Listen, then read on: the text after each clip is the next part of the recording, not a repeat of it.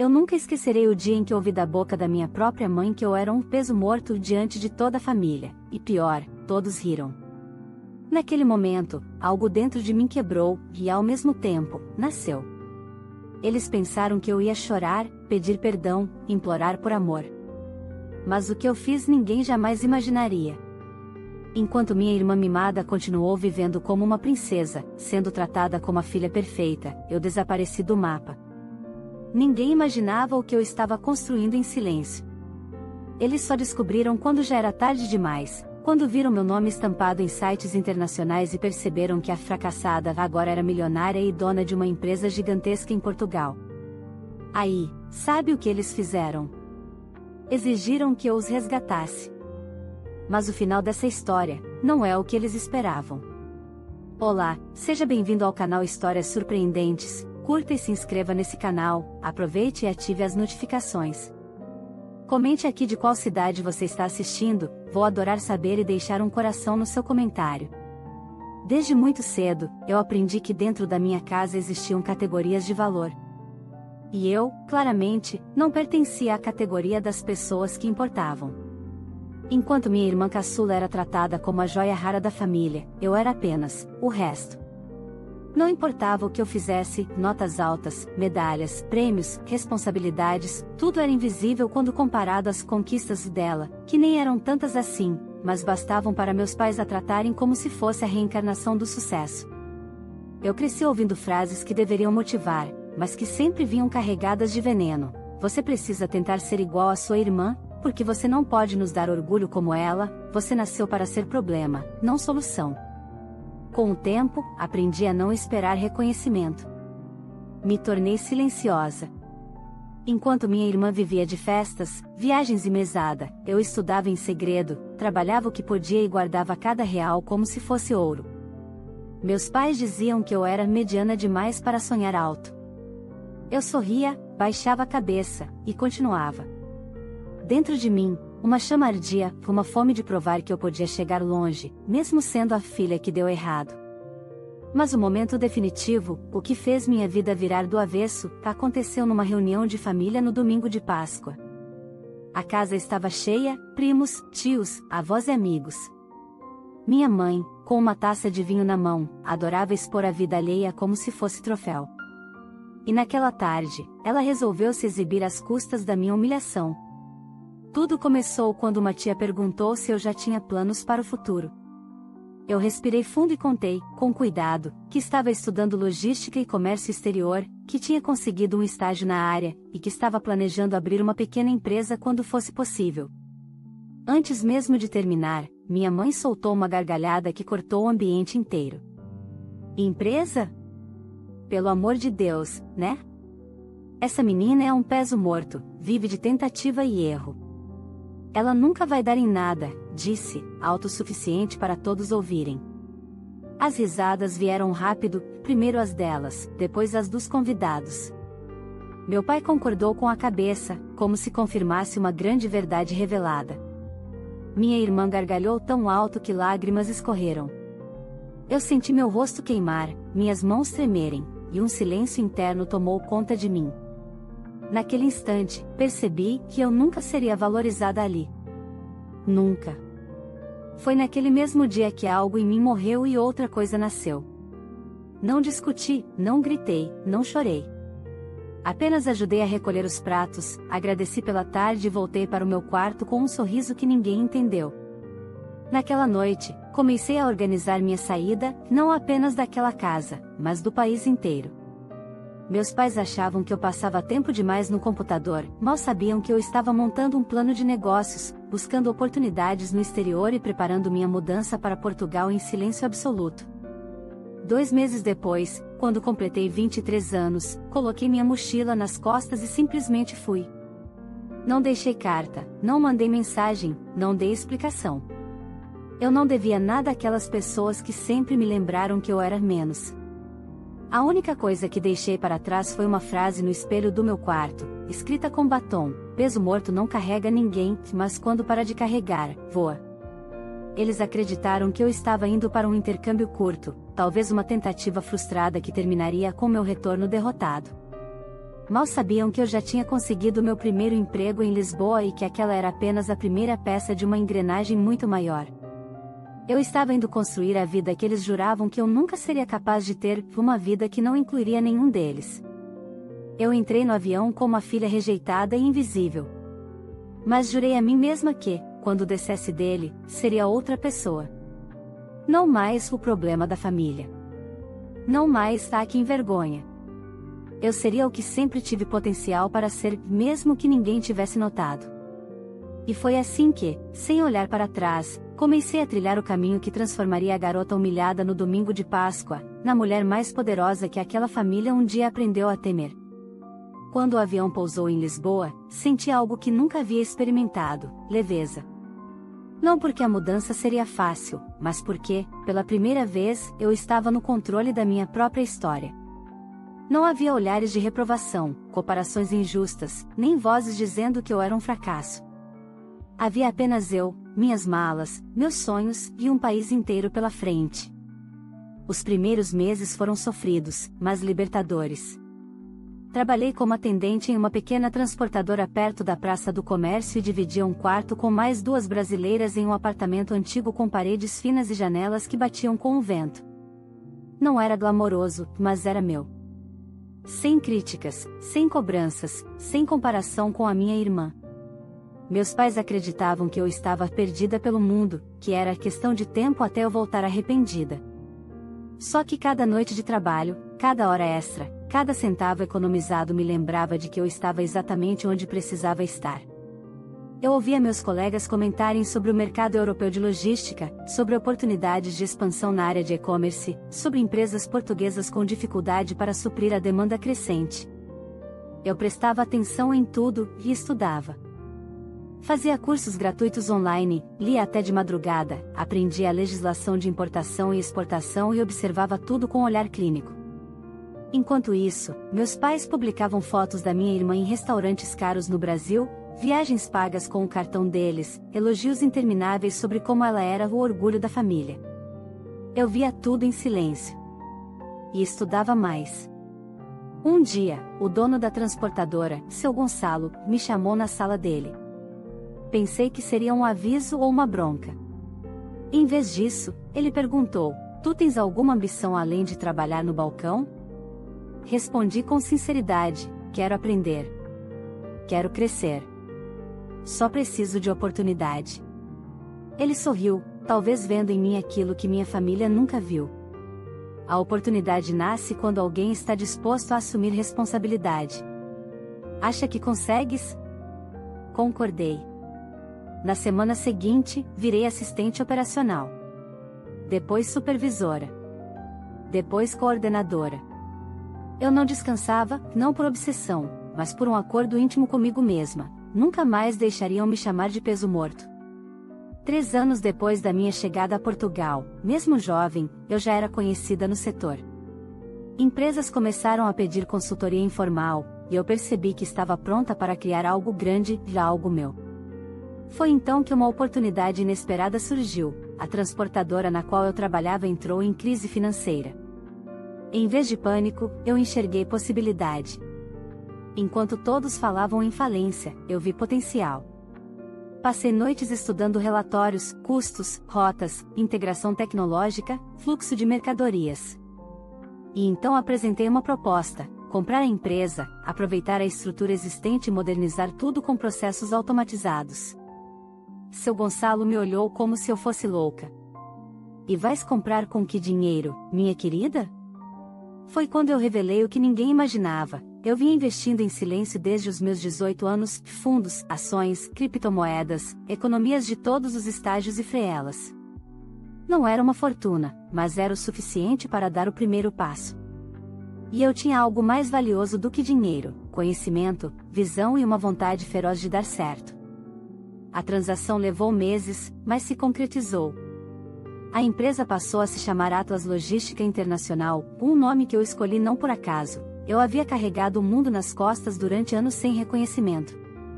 Agora eu carregava apenas o meu próprio destino. No início, éramos só 8 funcionários. 6 meses depois, éramos 23. Um ano depois, 70. A Atlas se tornou referência na integração logística entre Europa e América do Sul. Negociamos contratos com gigantes do e-commerce, implementamos tecnologia avançada para rastreamento de cargas, abrimos centros de distribuição em Lisboa, Porto e Castela. A expansão era inevitável. E eu, a filha esquecida, a vergonha da família, era o nome por trás de tudo. Mas foi no mesmo ritmo que o sucesso crescia que o silêncio do meu passado começou a tremer. Um vídeo meu em uma palestra sobre logística viralizou, e a legenda exibia claramente meu nome e o logo da Atlas. Em questão de horas, centenas de pessoas compartilharam. No dia seguinte, minha caixa de mensagens explodiu. Parcerias. Convites. Propostas. E entre tantas notificações, reconheci nomes que eu nunca imaginei ver novamente. Minutos depois, chegou uma mensagem direta no meu Instagram: "Mãe, não acredito que é você nesse vídeo. Estamos chocados. Você está rica? Precisamos conversar urgentemente."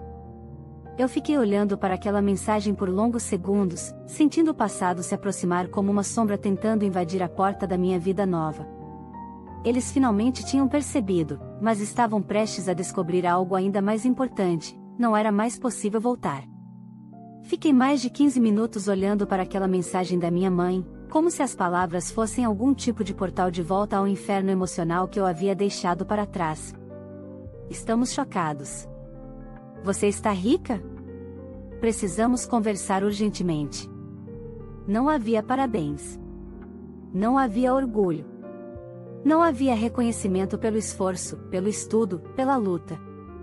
Havia apenas interesse, exatamente como eu sempre soube que haveria. Não respondi. Apenas silenciei as notificações e voltei para a rotina. Conferi os relatórios de operação do novo centro logístico em Valência, revisei projeções de demanda e participei de uma call com uma gigante internacional de e-commerce. Meu império continuava crescendo independentemente da súbita curiosidade da minha família biológica. Mas ignorá-los foi como cutucar um vespeiro. No dia seguinte, meu pai mandou mensagem: "Filha, você precisa ajudar a família. Somos seus pais." Depois, a minha irmã: "Agora que você está bem, chegou a hora de retribuir." Normal. Nos leve para Portugal. Retribuir, eu quase ri. Retribuir o quê?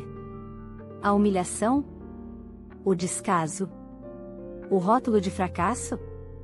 As mensagens continuaram, todas com a mesma linha de raciocínio: eu devia algo a eles. Eles mereciam desfrutar da minha riqueza. A frase que mais me marcou veio da minha mãe no terceiro dia: "Sua vida sempre foi responsabilidade nossa. Agora é nossa vez de você cuidar da gente." Eu comecei a perceber o desespero nas palavras. Eles não queriam contato afetivo, queriam dinheiro, conforto e vantagem. Eu respondi apenas uma vez, com frieza cirúrgica: "Desejo que estejam bem.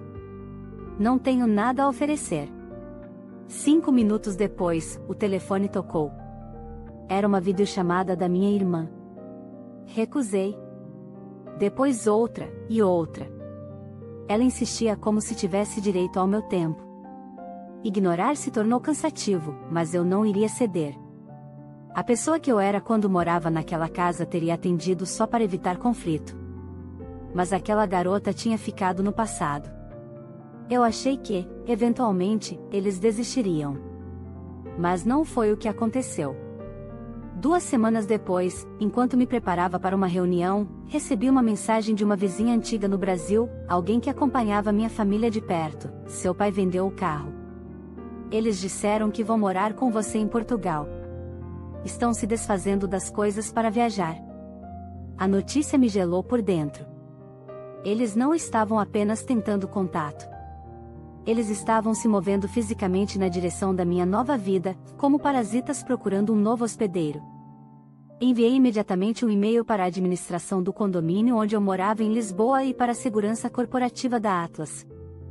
Pedi protocolos de bloqueio para visitantes não autorizados e instruções claras para todos os funcionários. Nenhum familiar deveria ter acesso a mim, ao meu escritório ou à minha casa. Alguns dias se passaram sem qualquer sinal. Comecei a questionar se talvez tivesse sido um boato exagerado, até que, em uma tarde de sexta-feira, ao voltar do trabalho, encontrei o porteiro com uma expressão tensa. Dona, acho que tem umas pessoas esperando a senhora. Meu coração acelerou. Antes mesmo de vê-los, eu sabia quem era. E quando atravessei o saguão, lá estavam eles, meus pais e minha irmã, com malas, bolsas e aquele olhar triunfante de quem tem certeza de que será recebido com tapete vermelho. Minha mãe abriu um sorriso largo e teatral, braços estendidos. Minha filha. Até que enfim vamos ficar juntos. Meu pai completou com falsa ternura, sabíamos que você ficaria feliz ao nos ver. E minha irmã, com deboche, finalmente você tem algo útil para oferecer. Eles realmente acreditavam que bastava aparecer para que eu me curvasse. Eu parei a 3 metros de distância. Não o abracei, não sorri, não dramatizei. Apenas respirei fundo e falei, vocês não são bem-vindos aqui. O sorriso da minha mãe se desfez na hora. Como assim? Somos sua família. Família não destrói a autoestima. Não ridiculariza sonhos. Não chama a própria filha de peso morto diante de convidados. Minha irmã revirou os olhos. Você ainda está com drama por causa daquela brincadeira? Nossa, supera. Aquela frase foi a prova final de que eu não estava diante de pessoas arrependidas. Estava diante de pessoas ofendidas porque eu tive sucesso sem elas. Vocês precisam ir, repeti. Minha mãe avançou um passo. Você é ingrata. Depois de tudo que fizemos por você. A risada que saiu de mim foi silenciosa, mas profunda. Vocês nunca fizeram nada por mim além de me ensinar exatamente o tipo de pessoa que eu nunca quero ser. Eu fiz um gesto para o segurança. Em segundos, minha família inteira estava sendo acompanhada para fora do prédio, confusa, furiosa, chocada com o fato de que o controle que exerceram sobre minha vida inteira tinha acabado. Enquanto as portas se fechavam atrás deles, minha irmã gritou: "Você vai se arrepender. Cedo ou tarde, vai se arrepender." Eu não respondi. Porque dentro de mim eu já sabia a verdade, o arrependimento nunca seria meu. Eles achavam que tinham viajado para me reencontrar. Mas, na verdade, tinham viajado para finalmente perder o controle sobre mim. Depois daquele dia no saguão, eu realmente acreditei que eles voltariam ao Brasil. Achei que a humilhação seria suficiente para fazê-los desistirem da ideia absurda de viver às minhas custas. Mas subestimei o desespero de quem nunca aprendeu a lidar com limites. 3 dias depois, na manhã de terça-feira, minha equipe jurídica me chamou para uma reunião urgente. Eles tinham recebido uma notificação de um advogado brasileiro representando meus pais. O documento afirmava que eu teria a obrigação de prestar assistência financeira aos genitores, que dedicaram a vida para criá-la e, portanto, têm direito de usufruir dos frutos de sua prosperidade. Eles queriam que a justiça portuguesa determinasse que eu fosse forçada a sustentá-los. O velho manual da família, se conversa não funciona, tentam intimidação. Eu li o documento inteiro, página por página, e senti algo curioso. Não raiva. Não tristeza. Mas uma clareza absoluta, eles realmente acreditavam que eu existia para servi-los. A história da minha vida inteira estava ali, resumida em forma jurídica, que eu nunca fui vista como pessoa. Sempre fui tratada como um recurso. Minha advogada, Ana Luísa, olhou para mim com paciência e profissionalismo. Quer avançar com uma contestação? Eu segurei o riso. Quero avançar com tudo.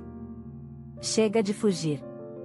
Nos dias que se seguiram, enquanto meus pais e minha irmã continuavam hospedados em um hostel barato em Lisboa, acreditando que, no fim, eu cederia, minha contestação foi protocolada. Ana Luísa não poupou palavras. Eu não tinha obrigação financeira porque era adulta, independente e não existia abandono ou vulnerabilidade comprovada. Eles não estavam buscando apoio emocional, mas vantagem econômica. Havia registro de agressões psicológicas e humilhações ao longo da vida. Havia fuga de conflitos, exploração emocional e tentativa clara de extorsão. A audiência preliminar foi marcada para 2 semanas depois. Eu não queria ver meus pais, e não vi. Mas minha irmã, previsivelmente incapaz de se controlar, começou uma campanha suja nas redes sociais. Postou prints de infância, fotos minhas adolescente, e textos melodramáticos dizendo que eu era egoísta, ingrata e até doente. Dizia que eu os tinha abandonado. O que ela não esperava era que as pessoas não acreditassem nela. Enquanto ela me pintava como vilã, meu vídeo sobre empreendedorismo continuava circulando. Em entrevistas que eu já havia gravado antes desse caos, eu falava de superação, independência emocional, trabalho duro. Meu rosto e minha história estavam em toda parte. Era impossível encaixar um monstro ingrato com uma empresária bem-sucedida que começou do zero.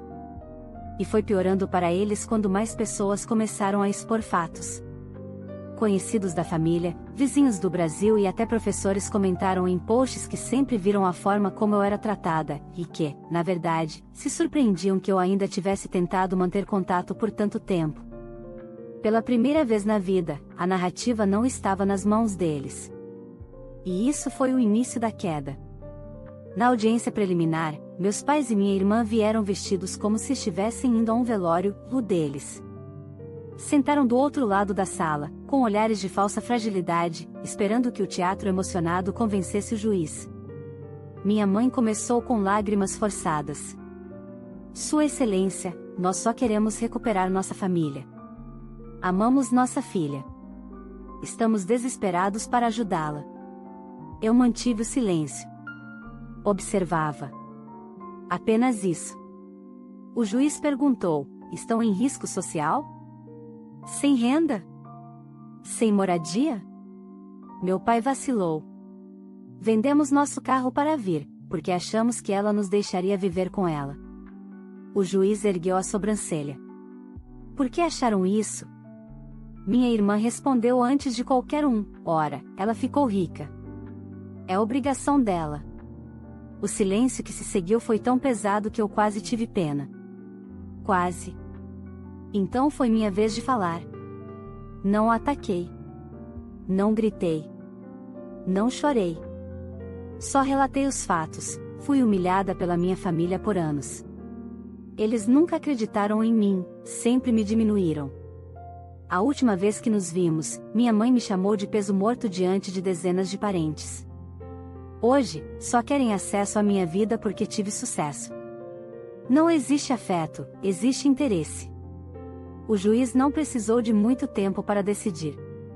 Não há fundamento legal para obrigar a reassustentar os requerentes. E, dada a conduta invasiva e oportunista, a aproximação forçada não será incentivada pelo Estado. Processo encerrado. Enquanto saíamos da sala, minha mãe tentou me alcançar, sibilando entre dentes: o mundo dá voltas. Você vai precisar da gente um dia. Eu olhei para ela com uma tranquilidade que só quem renasceu conhece. As voltas do mundo finalmente trouxeram justiça. Eu virei as costas e deixei a sala. E naquele instante, entendi que o laço estava encerrado, não porque eles quebraram, mas porque eu finalmente soltei. Mas a história não parou ali. Eles não desistiriam tão rápido, e eu tinha a sensação de que a queda deles estava só começando. Depois da audiência, esperei que, enfim, eles voltassem para o Brasil. A derrota pública, somada à recusa judicial e ao desgaste emocional, deveria ser suficiente para fazê-los desistirem. Mas eu ainda subestimava a combinação de orgulho ferido com desespero financeiro. Quando pessoas que sempre viveram de aparência perdem o palco, a queda se torna insuportável. Eles continuaram em Lisboa, usando o pouco dinheiro que haviam trazido, acreditando que, com o tempo, eu cederia. Talvez imaginassem que a culpa viria, que eu me sentiria mal por vê-los longe, que a solidão familiar falaria mais alto. Mas haviam esquecido quem eu era agora. A garota insegura do passado tinha morrido no dia daquela reunião de Páscoa. No lugar dela, vivia a mulher que havia construído um império do zero. Com o passar das semanas, o dinheiro deles acabou. E quando o conforto desaparece, a fachada cai. Começaram a aparecer na porta do meu prédio, implorando para conversar. Depois, começaram a aparecer na porta da empresa. Eu não os via, a segurança cuidava de tudo, mas recebia relatórios diários do que acontecia na recepção. Minha mãe chorava teatralmente diante dos funcionários. Meu pai tentava convencer a equipe de que tinham o direito de falar comigo. Minha irmã exigia tom de realeza, insultando quem não atendia aos caprichos dela. Todas as vezes, o protocolo se repetia, eram removidos. Não havia confronto, gritos, insultos, apenas portas que nunca mais se abririam para eles. A situação começou a se tornar notícia na cidade. Era impossível esconder, uma família brasileira insistindo em invadir a vida de uma CEO famosa. Primeiro, o comentário se espalhou em grupos de Facebook, depois, em fóruns de expatriados e, por fim, em blogs locais. As pessoas sussurravam nos cafés e comentavam nas praças. A história chegou às redes sociais, e o público não ficou do lado deles. Comentários sobre a minha história já existiam, e quando os vídeos e fotos deles gritando do lado de fora da empresa começaram a circular, o julgamento social foi imediato. As pessoas viram o que eu sempre soube, eles não me procuravam por amor, mas por conveniência. Então, o que começou como tentativa de manipulação virou vergonha pública. A gota d'água aconteceu numa manhã de quinta-feira, quando minha irmã, incapaz de aceitar limites, forçou a entrada no saguão da Atlas e tentou subir correndo as escadas até os escritórios. Não chegou longe. Foi contida por segurança e a polícia foi chamada. Quando eles chegaram, ela repetia, transtornada, ela é minha irmã. Ela tem obrigação de me dar tudo isso. Mesmo os policiais, profissionais treinados para a neutralidade, trocaram olhares entre si. A expressão da minha irmã era a de alguém que sinceramente acreditava ter direito à minha vida, à minha casa, ao meu sucesso. Naquele mesmo dia, Ana Luísa, minha advogada, recebeu uma ligação da polícia informando que minha família tinha sido encaminhada a um serviço de assistência social temporária. Eles estavam sem dinheiro, sem lugar para ficar e havia risco de dormirem na rua.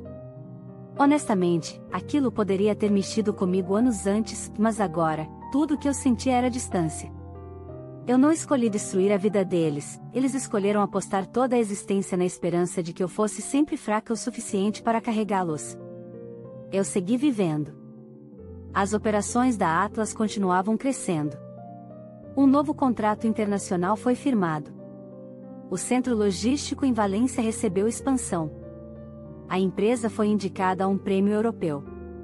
Convites para palestras não paravam. Enquanto meu mundo crescia, eles se afundavam. Mas eu não estava isenta de turbulências. As redes sociais começaram a se dividir entre pessoas que me defendiam e pessoas que condenavam. Alguns diziam que eu era fria por não ajudar a própria família. Outros afirmavam que eu era exemplo de recomeço. De repente, eu não era apenas empresária, eu era tema de debate público. Durante uma entrevista ao vivo em um evento de logística, o mediador perguntou: como você lida com a pressão de pessoas que dizem que você deveria ajudar sua família agora que tem sucesso?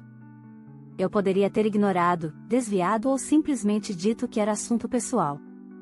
Mas eu estava cansada de ter minha história contada por outras pessoas. Respirei e respondi com calma: meu sucesso nunca foi construído graças à minha família, e sim apesar deles. Não é obrigação moral de nenhum filho salvar quem passou a vida inteira sabotando, humilhando ou desvalorizando. Dinheiro não cura traumas. Nem transforma quem nunca quis evoluir. O público inteiro ficou em silêncio. Depois, aplaudiu. A gravação viralizou. Nesse ponto, a queda da minha família foi completa, financeira, social e emocional. A arrogância deles os impedia de voltar para o Brasil derrotados, mas a realidade deles em Portugal era insustentável. O sonho de viver como milionários às minhas custas virou um pesadelo de sobrevivência longe do conforto que sempre tiveram. E ironicamente, quanto mais eles tentavam se aproximar de mim, mais ficavam para trás. Quanto mais eu crescia, mais eles desmoronavam. Mas o capítulo mais decisivo da minha história ainda estava por vir, porque, às vezes, o destino faz questão de encerrar ciclos cara a cara, mesmo quando a pessoa já aprendeu a viver sem eles. E eu estava prestes a enfrentar exatamente isso. A vida seguiu seu curso, como sempre faz. Meus pais e minha irmã desapareceram da minha rotina, não porque eu os bloqueei, mas porque finalmente aceitaram que eu não era mais uma ponte disponível para atravessar crises. O silêncio depois de tantos meses de invasões parecia um presente, e pela primeira vez desde que eu saí do Brasil, senti paz completa. a Atlas vivia seu auge. Fomos premiados como a empresa de logística mais inovadora da Europa. Um artigo da Bloomberg nos descreveu como o novo modelo de expansão inteligente. Eu havia sido convidada para assumir uma cadeira em um conselho global. Tudo aquilo era grande, mas ainda assim, o maior triunfo para mim sempre seria interno. Eu me tornei tudo aquilo que me disseram que eu nunca seria. 2 meses depois do início do silêncio, recebi uma ligação inesperada da assistente social portuguesa que havia atendido minha família. Pensei em ignorar, mas atendi. Talvez por costume de agora escolher com racionalidade, e não por impulso emocional. Eles voltaram ao Brasil, ela disse. Viajaram sem recursos, mas foram ajudados pela assistência social. Só estamos ligando porque, antes do embarque, sua mãe pediu que deixássemos um recado. Eu fechei os olhos, respirando lentamente. A assistente continuou, ela pediu que avisássemos que um dia você ainda iria sentir falta deles. E que eles estariam de braços abertos quando você precisasse. Eu agradeci pela informação. Nada mais. Não perguntei sobre o estado deles, não desejei boa sorte, não chorei. A ligação terminou ali, e em poucos segundos, senti a confirmação de algo que eu já sabia: eu não devia mais nada àquela história. Não havia dívida emocional, financeira nem moral. A parte deles na minha vida tinha acabado, e eu estava inteira. Com o passar do tempo, algumas pessoas tentaram me convencer a reatar, colegas, jornalistas, até conhecidos do Brasil. Sempre com as mesmas frases vazias, mas é família. Sangue é sangue. Eles erraram, mas te deram a vida. E todas as vezes, respondi com a mesma serenidade: a vida que eu tenho hoje, eu construí sozinha. Alguns entendiam. Outros não. Mas não importava, porque eu finalmente entendia.